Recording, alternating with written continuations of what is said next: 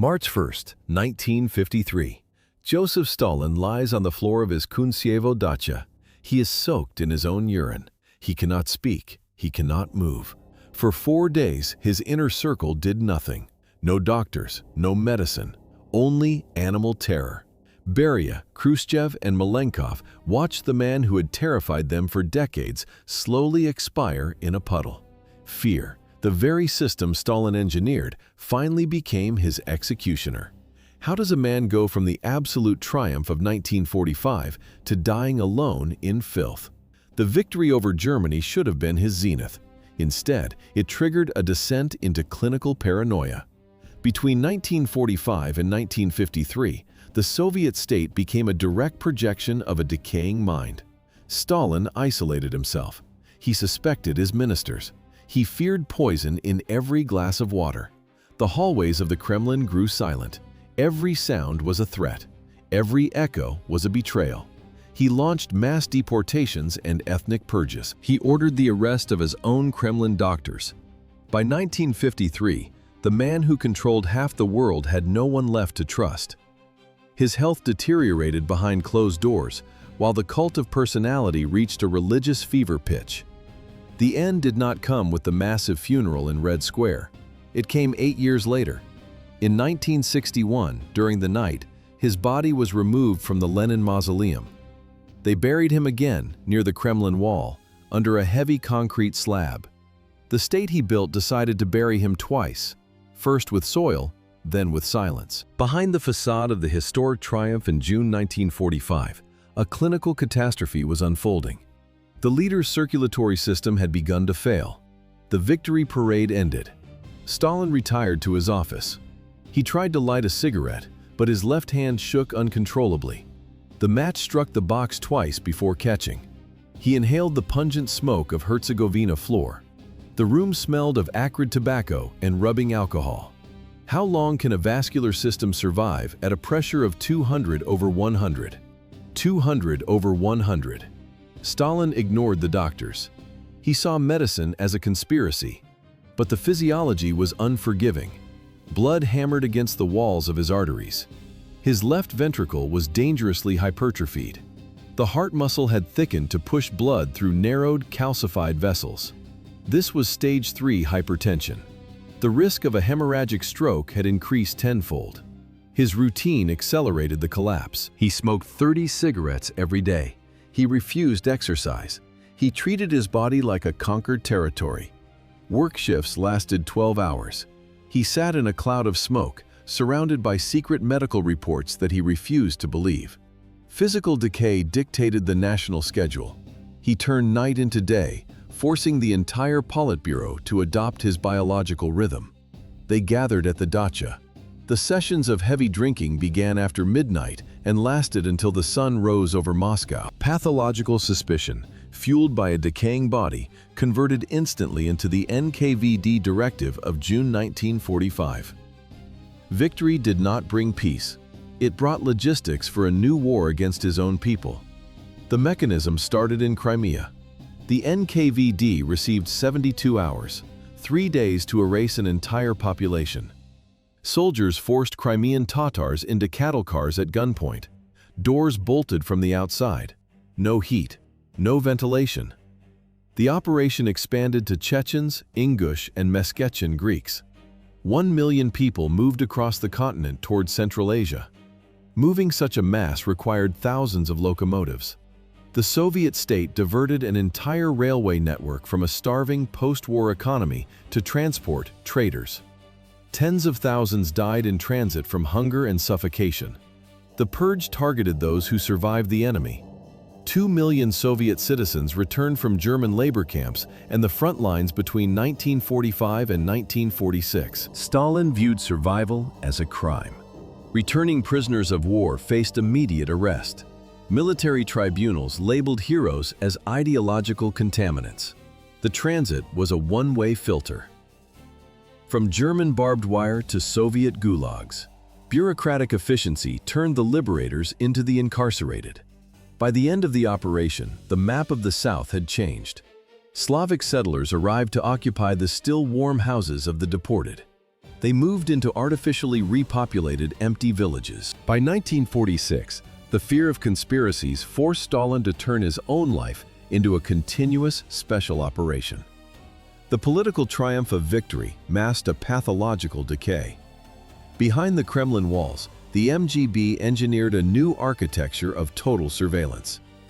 This was not intelligence, it was a clinical projection of paranoia. The ministry established a system of kvartieri, special trap apartments for the elite. Microphones went into the walls of every minister, Politburo member, and Red Army general. Technicians sat in darkened rooms with magnetic tape. They listened for a sigh, a whisper, or a pause. Why change bedrooms every night in a high-security facility? It was no longer caution, it was pure pathology. The shadows at the Kuntsevo dacha became enemies. Stalin moved through the corridors like a prisoner. He never slept in the same bed twice. At midnight, he would switch rooms, dragging his blankets to a different wing. In the courtyard, the motorcade followed a chaotic logic. The driver received orders to park in a different spot every single morning. Patterns were targets. Routine was death. Every movement had to be random. The sensory isolation was absolute. Before a plate reached his table, the food passed through a chain of tasters and multiple kitchens. Stalin watched the curtains. If a fabric fold moved, he stood up with a pistol in his hand. This paranoia required a shadow bureaucracy. Within the MGB, an entire department did nothing but transcribe thousands of hours of domestic recordings. Every word was weighed. Every joke was a potential treason. The transcripts of these bugs went directly to Beria's desk. The blockade began with a silent snap of the rails. Stalin ordered the land routes to Berlin severed. 2 million people faced starvation in the western sectors. He calculated every calorie. He weighed the cost of every coal shipment. Only the sky remained open. The engines of Allied transport planes hummed day and night over the frozen city. This was Operation Vittles. One aircraft landed every 90 seconds. Stalin watched from the Kremlin. Did he fear the consequences? Yes. He strictly forbade Soviet pilots from shooting down the candy bombers. Direct war with the West was a line he refused to cross. Instead, he authorized local sabotage and mass arrests of pro-Western sympathizers. The crisis lasted 11 months. By 1947, the Iron Curtain fell not only around the Kuntsevo dacha, but around the entire nation. Stalin viewed external help as a Trojan horse. He banned the Red Cross. He prohibited all foreign charitable organizations from operating on Soviet soil. The contrast was lethal. Regions devastated by war were starving. United Nations food supplies arrived at the borders. Stalin ordered them confiscated. Isolation became a weapon. He banned all direct correspondence with relatives abroad. One letter to a cousin in Paris could mean a decade in the Gulag. Information was now a state monopoly. In Poland, the paranoia took a logistical form. Operation Vistula. Stalin met directly with the leaders of the Polish United Workers' Party to approve the cleansing. The target, Ukrainian minorities suspected of nationalist sympathies. Soldiers surrounded the villages at dawn. Families had 2 hours to pack. They loaded 140,000 people onto cattle cars. They were forcibly resettled in industrial zones to be assimilated or broken. The Berlin crisis remained the ultimate test of this manual control. It stood as a monument to one man's attempt to suffocate a city. The blockade lasted exactly 11 months. The Kremlin was now an empty shell. Real power moved to the pine forests of Kuntsevo. Those who managed global crises by day became trembling hostages at night. The ritual began near midnight. Lavrentiy Beria, Nikita Khrushchev, and Georgy Malenkov waited for the summons. Inside the fortified bunker, the silence was absolute. Then came the sound of crystal clinking against heavy oak. Stalin watched. He did not just drink, he conducted a psychological autopsy. Forced sleep deprivation served as a primary interrogation tool. For the Politburo, the dinners were a marathon of terror that lasted until dawn. One wrong word meant a bullet. One missed joke meant treason. Stalin scanned their faces. He would lean in and drop a calculated line. "Without me, the imperialists would devour you like rabbits." He studied the twitch in a lip. He watched the sweat on a forehead. He needed to see the fear. The inner circle performed. They laughed on command.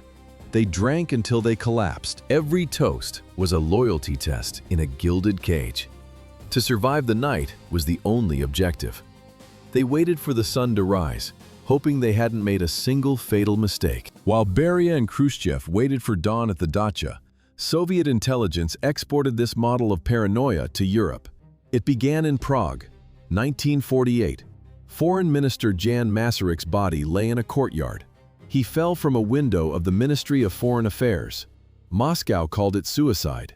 The world called it a coup. The architecture of fear moved west.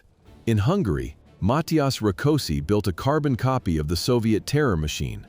Purges, re-education camps, total obedience to the Kremlin. The most precise replication occurred in East Germany. Soviet intelligence did not just build new prisons, they repurposed old ones. Special Camp No. 7 occupied the grounds of Sachsenhausen. The barracks were the same. The barbed wire was the same. Only the guards changed. 60,000 prisoners passed through these gates. Presumed Nazis, dissidents, anyone with ties to the West. The math of the occupation was lethal. 12,000 people died here between 1945 and 1950. Starvation, disease, systematic neglect. Soviet intelligence organized and managed every special camp. Total protection for a fractured mind required an absolute weapon. Tested in August 1949, the Soviet atomic bomb became the ultimate shield for Stalin's isolation. Science was only half the equation. The rest was theft. Stalin ordered the total cloning of the American Manhattan Project. Agents Klaus Fuchs and Theodore Hall funneled classified blueprints directly to Moscow. The Soviet weapon was a mirror image of the American one, built from stolen secrets and forced labor. Deep underground, the cost was measured in human bone. Prisoners of the Gulag carved uranium mines into the earth with handheld picks. The rhythm was constant. Dull thuds of iron against radioactive rock. Guards watched from the shadows. No ventilation, no safety. Thousands died in the dust to fuel the reactor cores. The breakthrough came at a private dinner. An official leaned in and whispered a single sentence to the dictator. "We are at the level of the Americans." Stalin did not smile. He simply understood. Lavrenti Beria managed the entire logistics of death and physics. Under his command, the secret police turned the atomic program into a military-industrial extension of the prison camps. He personally oversaw the technical progress and the mass graves that followed. The nuclear shield was ready, but the creator's mind was fracturing. In 1949, the purge reached the inner circle. Stalin ordered the arrest of Polina Zemchuzina. She was the wife of Vyacheslav Molotov, the foreign minister. Her crime was her heritage and alleged links to Zionist organizations. Molotov remained in power, but lived in a psychological trap. Every night, 2 dinners were served at his home. 2 plates, 2 sets of cutlery. 1 chair remained empty. It was a silent, nightly reminder of his wife's exile. Who would save the dictator when the best cardiologists were lying on the floor of the Lubyanka? The system began devouring its own life support organs. By October 1952, the paranoia crystallized into the doctor's plot. Stalin targeted 9 Kremlin physicians. Most were Jewish. The accusation: a medical conspiracy to assassinate Soviet leaders through false diagnoses. The Lubyanka basement became a laboratory of pain. Investigators banned sleep. Professors of medicine lay on cold concrete floors. Blinding lamps burned in interrogation rooms 24 hours a day. Systematic torture, physical violence, and prolonged isolation were the tools of the state. The secret plan was prepared for implementation. It involved the massive deportation of the Soviet Jewish population to labor camps in Siberia. Only the death of the dictator stopped the transport of hundreds of thousands. While investigators extracted confessions from terrified doctors in 1952, The brain of the primary patient was rapidly failing.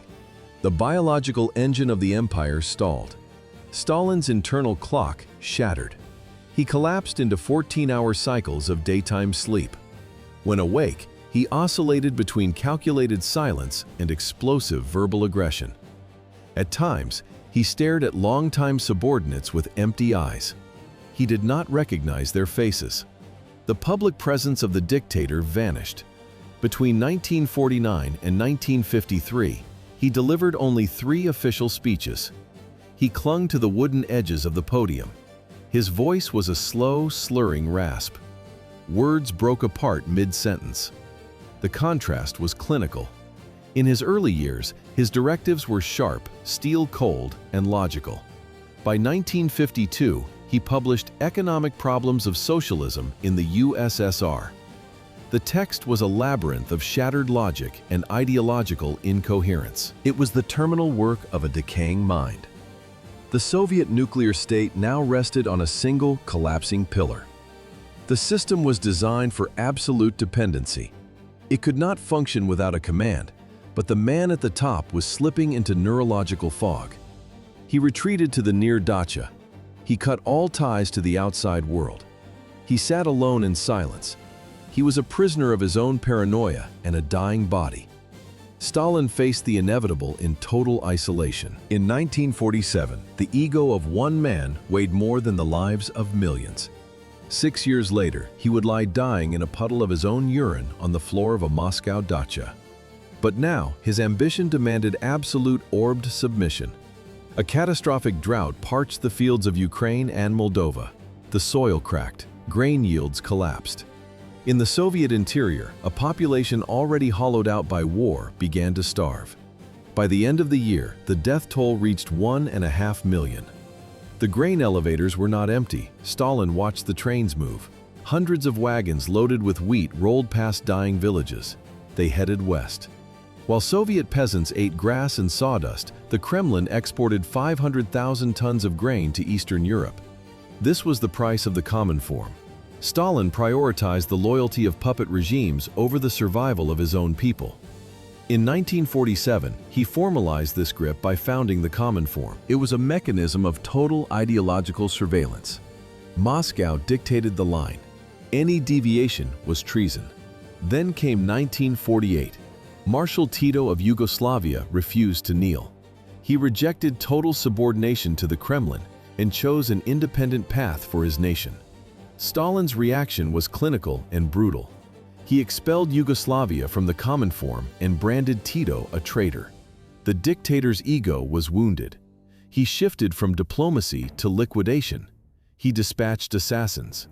One after another, the hit squads failed. Yugoslavia held its ground.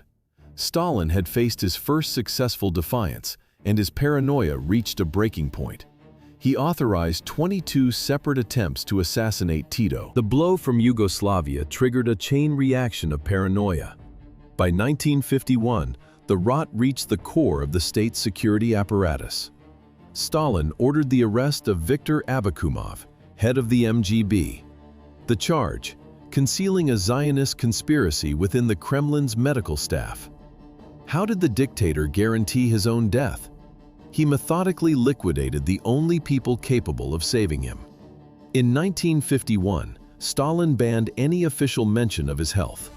Doctors, assistants, and personal secretaries lived under a gag order. Suggesting the supreme leader was ill became a capital offense. The technical dismantling of his own safety net began in the archives. Officers entered MGB vaults. They pulled medical files from steel cabinets. Prescriptions were censored. Clinical histories went into the incinerator. The air in MGB offices thick with the smell of scorched paper and carbolic acid. The purge of the doctors was inseparable from the destruction of the Jewish Anti-Fascist Committee. Stalin viewed medicine through the lens of espionage. To him, a diagnosis was a weapon. A stethoscope was a tool of sabotage. The delirium peaked in 1952. Stalin ordered the arrest of 9 Kremlin doctors, most of Jewish descent. He accused them of murdering Soviet officials with false diagnoses. Among them was Vladimir Vinogradov. He was the cardiologist who had monitored Stalin's failing heart for years. Guards dragged Vinogradov to a cell. The man who knew every beat of the dictator's heart now faced the breaking of his own ribs. Vladimir Vinogradov died under torture in prison before he could ever face a judge. Folders on the desk in Kuntsevo held more than paper. They held death warrants for the last of the old guard. Stalin was preparing to cannibalize his own history. Vyacheslav Molotov, Lazar Kaganovich, Anastas Mikoyan. These men were the revolution's foundation. Now they were targets. How does a dictator guarantee his own end? He turns his palace into a tomb before he even stops breathing. The evidence was fabricated. The charges were hollow. But the mechanism of the purge was already grinding.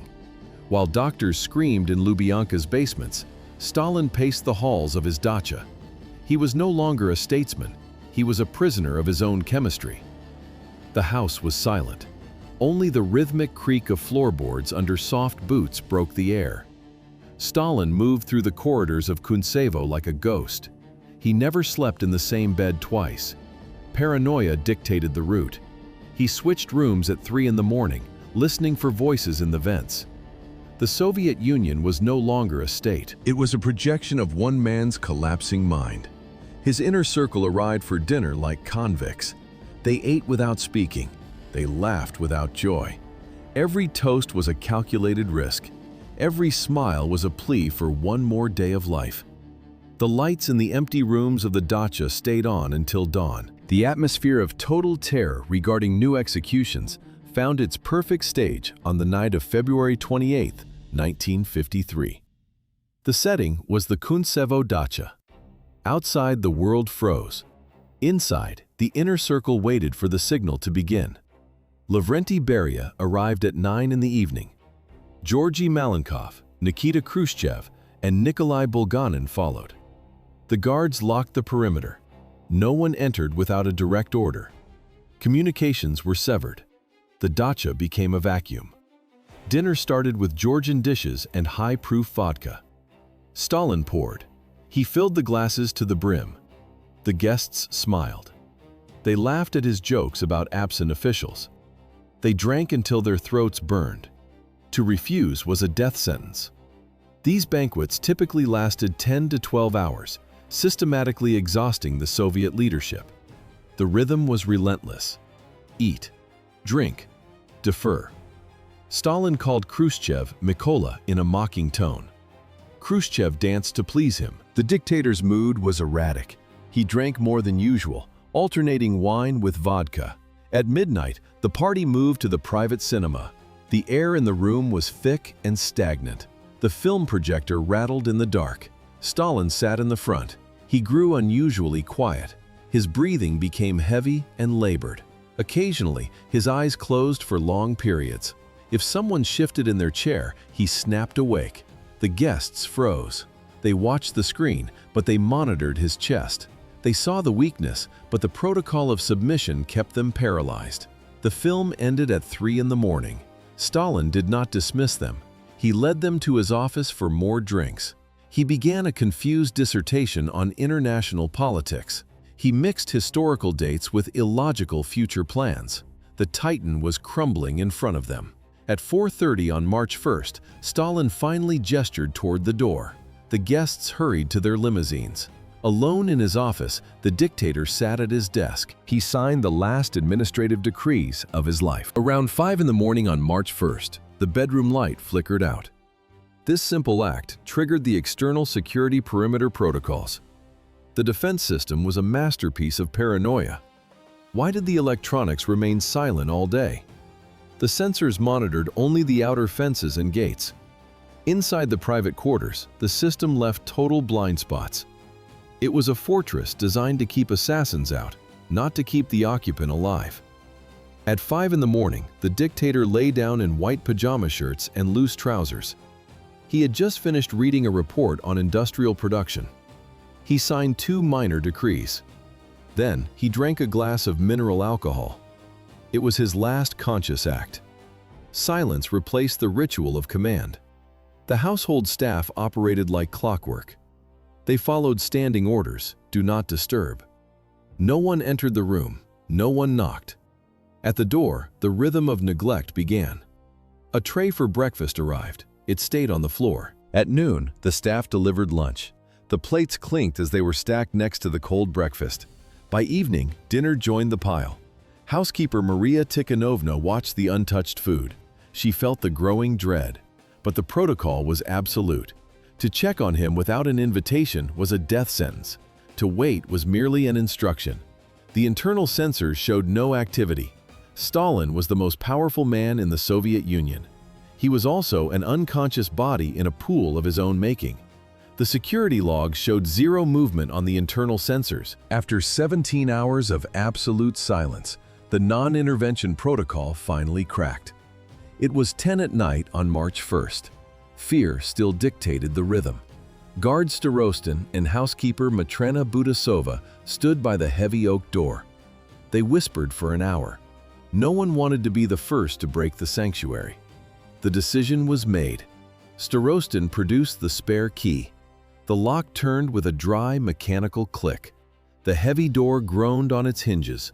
A sliver of light from the corridor cut through the darkness of the room. It hit the carpet. There was a smell. It was the sharp, acrid stench of stale urine and cold sweat. Stalin lay on the floor near the table. He was on his back. His body was a heavy, unresponsive mass. Why did he look so small? The man who ruled 200 million people was now a physiological wreck. His breathing was the only sound. It was labored, irregular, deep gasps followed by long, terrifying pauses. In medicine, this is Cheyne-Stokes respiration. It is the signature of a massive stroke. The brain was drowning in its own blood. His eyes were half open. They did not track movement. They did not respond to the light. The right side of his face was a frozen mask. The contrast was absolute. The architect of the Great Terror lay in a widening puddle of his own waste. He had spent decades building a system of total obedience. Now, that system was killing him. He was paralyzed by his own orders. His clothes were soaked through and cold against his skin. They covered his frozen body with a patterned Georgian blanket. He lay on a dining room sofa, silent, inert. The guards found their leader in his own waste. His breathing was heavy, broken by long pauses. This was Cheyne-Stokes respiration, a technical sign of a massive stroke. Matrena Budasova and guard Starostin moved the body with extreme care. They followed a lethal logic. In Stalin's world, a doctor's touch without permission was a death sentence. The guard picked up the phone. He did not dial the hospital. He called the Ministry of State Security. The report reached Lavrenti Beria at 2 in the morning on March 2nd. Beria did not panic. He calculated. The distance from the Kremlin to the Kuntsevo dacha is roughly 12 kilometers, a 15-minute drive. Beria waited 2 hours. He finally arrived at 4 in the morning. He brought only Georgy Malenkov. No doctors, no medical equipment. They stood over the sofa and watched the dictator struggle for air. Stalin's pulse was weak. His neurological control was gone. Malenkov and Beria saw a dying man, but they also saw a political vacuum. They stood in the semi-darkness of the dacha and decided to wait until sunrise before calling a physician. Beria ordered everyone to stay quiet and let Comrade Stalin sleep.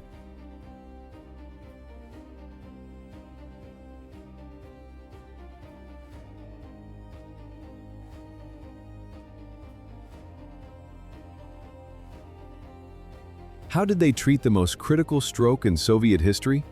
With 8 leeches behind the ears and cold compresses. When Beria finally allowed action, a second-tier medical team arrived at the Kuntsevo dacha. The elite were gone. The best specialists in the country were currently rotting in Lefortovo prison cells, victims of the doctor's plot. Fear dictated the diagnosis. Dr. Lukomsky and Dr. Vasilenko led a team of terrified general practitioners. Their hands shook. They knew that if the leader died, the survivors might face the firing squad for negligence. The clinical picture was a neurological catastrophe. Total right-side hemiplegia, Cheyne-Stokes respiration, a rhythmic, gasping struggle for air. The left pupil was dilated and fixed. The throat produced a wet, bubbling sound. The swallowing reflex had vanished. One number defined the collapse: 210/110. The arterial pressure was a death sentence. In 1953, Western medicine already utilized early forms of intensive care and specialized stroke protocols. In Kuntsevo, the treatment was primitive. A doctor with trembling fingers opened a glass jar. He placed 8 leeches behind Stalin's ears. The black parasites swelled with the dictator's blood. Because he could not swallow, they administered blood pressure medication via the rectum. They applied cold compresses to his head. It was a scene from the 19th century playing out in the heart of a nuclear superpower. Stalin's body was breaking down. His temperature climbed to 39 degrees. He vomited blood. His skin turned a deep, cyanotic blue. His lungs were failing. The doctors did nothing aggressive. Any bold move could be interpreted as an assassination attempt. They chose to watch him fade. The leeches continued to feed for 72 hours. While pressure dropped in the dacha, the Presidium drafted a script for the nation. On March 3rd, they released the first official bulletin. It spoke of a grave cerebral hemorrhage. The language was carefully ambiguous. It left room for a miracle or a funeral. Stalin was no longer a leader. He was a biological object in transition. Lavrenti Beria did not wait for the heart to stop. He launched a feverish mobilization. MVD units moved to strategic positions across Moscow. He held private meetings with key military commanders. His mood swung between feigned grief and visible euphoria. Molotov later recalled Beria's private confession. He said he had freed everyone from a great weight. The physical collapse accelerated on March 5th. The skin turned a cyanotic blue against the stark white sheets. Breathing became irregular. Then came periods of apnea lasting up to 2 minutes. The body's temperature plummeted.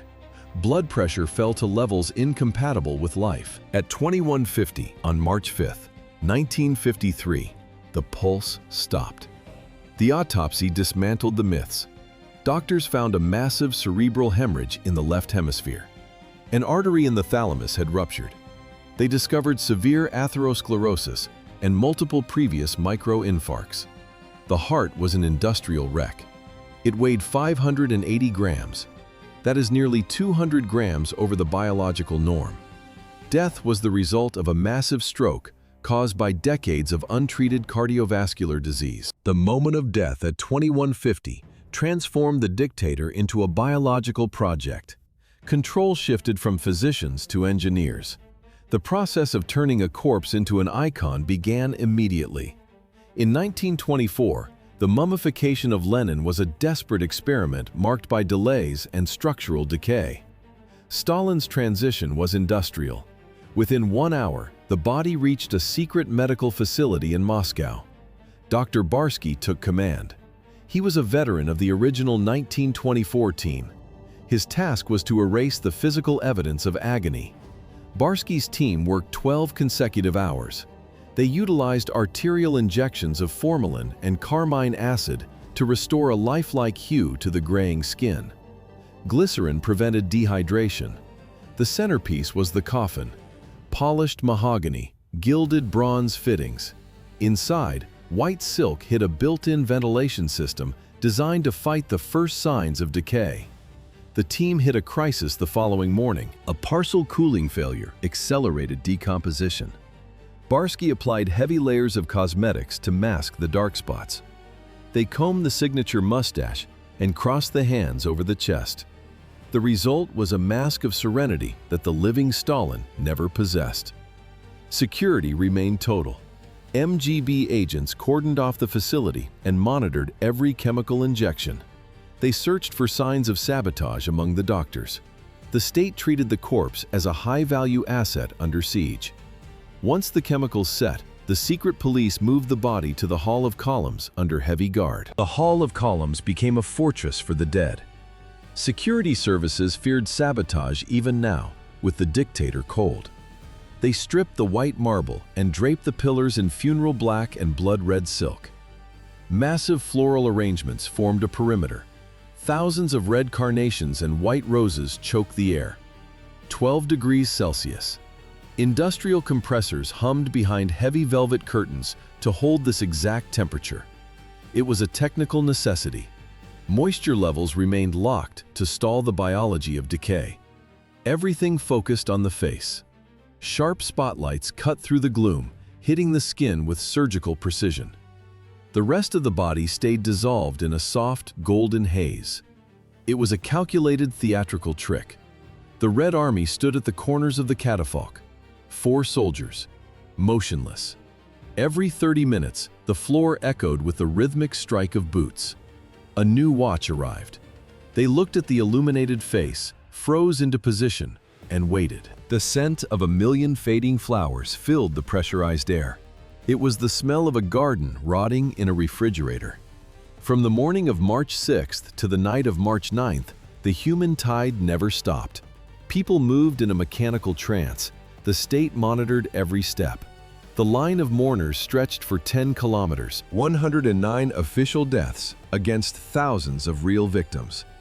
While projectors warmed the dead face in the hall at 12 degrees Celsius, an uncontrollable physical process began outside at -8. How did state funerals turn into a mechanical meat grinder? The military blocked the main arteries, creating a hollow concrete trap. 5,000 soldiers stood in concentric circles. They followed outdated NKVD instructions designed for isolation, not flow. On March 7th, the crowd hit the intersection of Trubnaya Square. The pressure became kinetic. The sound of rib cages snapping under the weight of the mass filled the freezing air.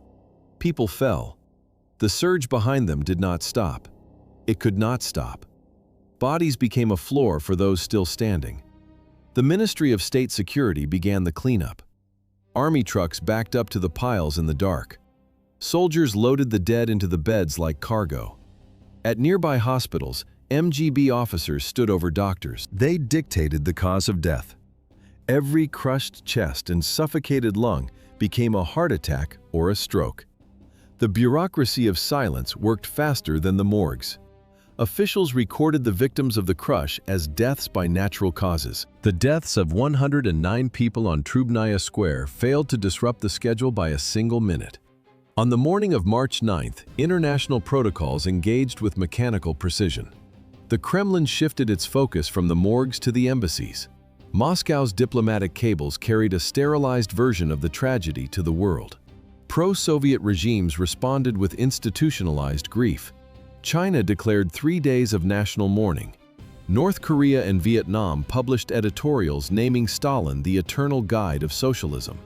In the West, the tone shifted. Winston Churchill offered formal condolences. In private, his assessment was different. He admitted the world might finally have a chance to breathe. Official mourning in the East met quiet relief in the West. The procession began under a gray sky.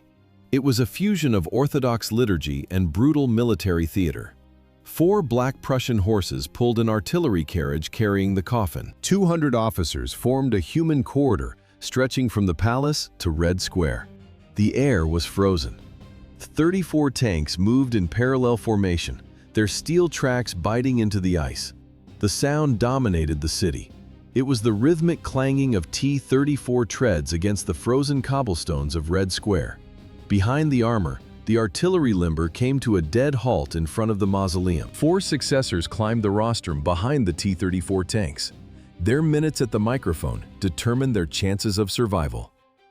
Georgy Malenkov opened. 10 minutes. His tone was measured and institutional. He avoided emotion. He sold stability. Lavrenti Beria followed. 12 minutes. He used a different tactic. He spoke of a vigilant father. Intense, emotional. Beria was claiming the cult of personality for himself. Nikita Khrushchev spoke for 8 minutes.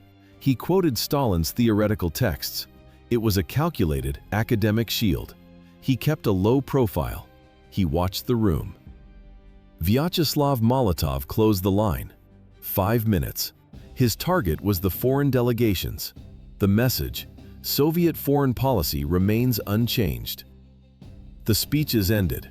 The coffin descended into the vault. Engineers had transformed the mausoleum in less than 36 hours. They worked in a frenzy of marble and steel. Workers removed Lenin's remains. They bored into the lower tier. They reinforced the foundation. The hum of a new underground cooling system cut through the old marble.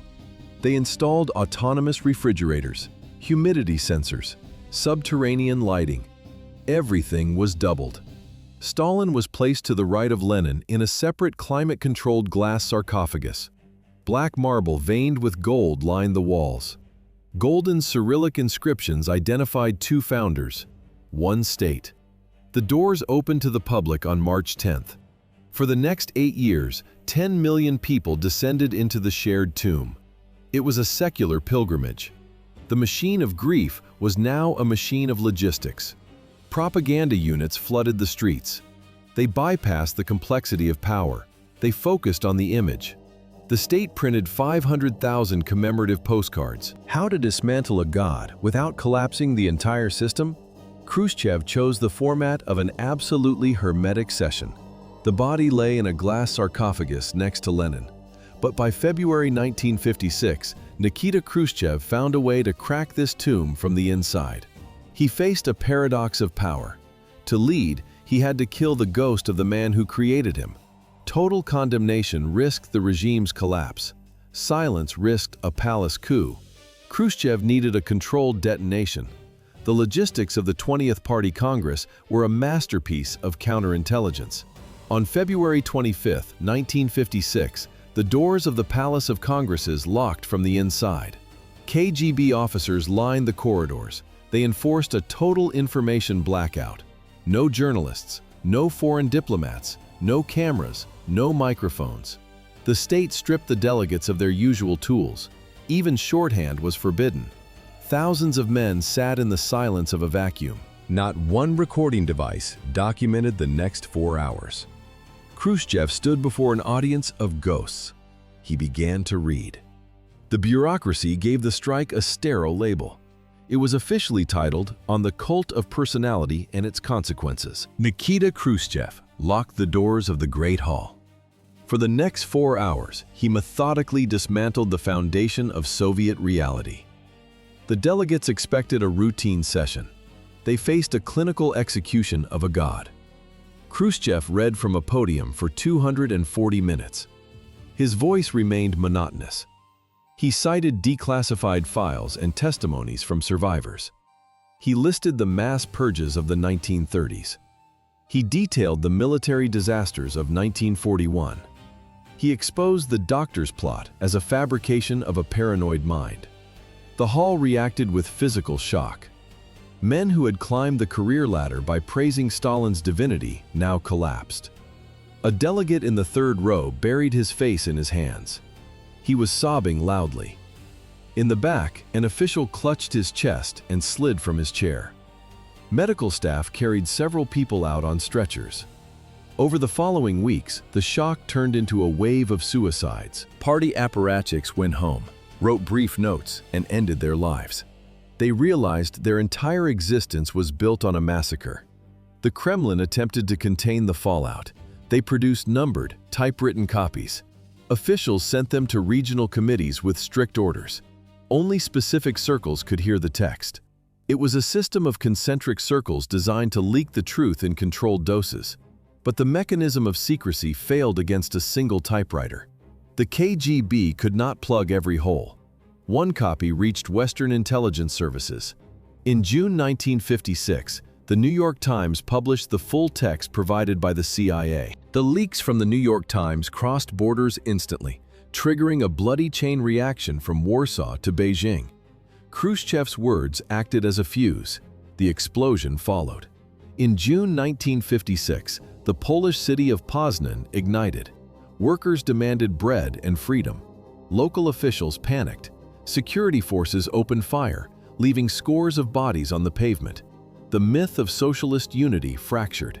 By October, the fire reached Hungary. Protesters in Budapest toppled a massive bronze statue of Stalin. Only his boots remained on the pedestal. Then the mechanics of empire took over. Soviet T-72 tanks entered the city. High-velocity cannon fire echoed through narrow streets. Protesters fought with Molotov cocktails against heavy armor. The suppression was surgical and brutal. Thousands died. The shockwaves traveled east. Mao Zedong watched from Beijing. He saw Khrushchev's speech as a betrayal of the revolutionary soul. To Mao, Stalin was a pillar. Removing him threatened the entire structure. The ideological motive was simple. Khrushchev wanted reform, Mao wanted purity. Diplomacy turned into open hostility. The two largest communist powers began a permanent divorce. This started the process of the Sino-Soviet split. While Soviet tanks crushed the Hungarian uprising in October 1956, a quiet war against concrete and bronze began inside the USSR. The Kremlin launched a stealth operation to erase a titan. The process followed a strict mechanical sequence. First, officials purged the name from speeches. Then, they scrubbed it from documents. Finally, they struck at the maps. In November 1961, Stalingrad ceased to exist. The city of the mythic victory over Nazism became Volgograd. It was a calculated risk. The regime feared the veterans' fury. To minimize the shock, the state reverted to a neutral geographic designation. Logic replaced the cult.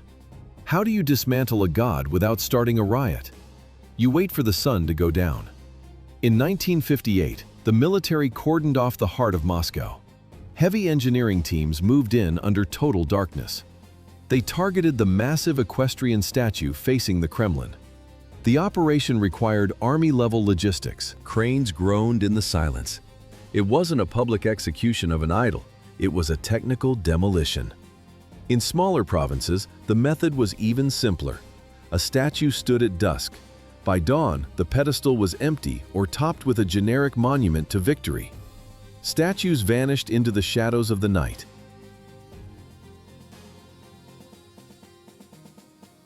The destruction of bronze and concrete was merely a prelude. On October 31, 1961, the Kremlin's elite special team came for the corpse itself. 22nd Party Congress. Delegates listened to carefully staged testimonies. Veterans spoke of criminal methods and the purity of Lenin. The official rhetoric was a mask for a surgical strike. To purge the sanctuary, the state needed a lie. How to evict a dead dictator from a shrine. Close the square for technical repairs and carry the body through the basement. The operation mirrored the NKVD's own midnight disappearances.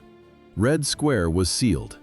Under the cover of darkness, a specialized Kremlin guard unit entered the tomb. They moved through a network of damp underground service tunnels. No light, no witnesses. They bypassed the grand halls, dragging the past through the plumbing of the state. The heavy sarcophagus reached the Kremlin wall.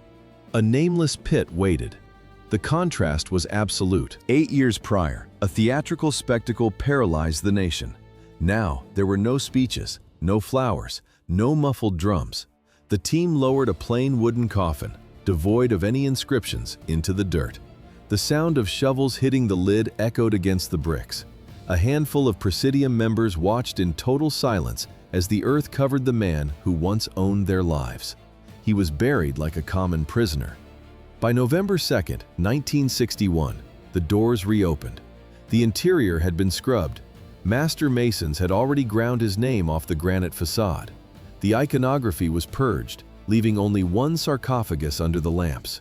For the mourning visitors, he simply never existed. The day after the secret burial at the Kremlin wall, apparatus workers turned to film reels and history textbooks. Retouching official negatives became a surgical necessity. An editor's blade scraped the dictator's silhouette from group portraits. In its place, a blur, a ghost, a clean background. The iconography of the past underwent a total institutional bypass. NKVD and MVD archives remained under lock and key. Only special party commissions held the scalpels. They reviewed thousands of cases of unjustified repression behind closed doors. Did the system admit its core was rotten? No. It blamed the individual. The Communist Party attributed every crime to the deviant personality of one dead man and his inner circle. Between 1953 and 1961, The state issued rehabilitation certificates to thousands of survivors. These papers recognized innocence. They offered no financial compensation. They provided no detailed explanations of the torture or the camps. The state chose to save its budget and its legal legitimacy over its victims. The erasure moved from photos to the very foundations of the future. The 1961 party program established the blueprint for building communism without a single mention of the name Joseph Stalin.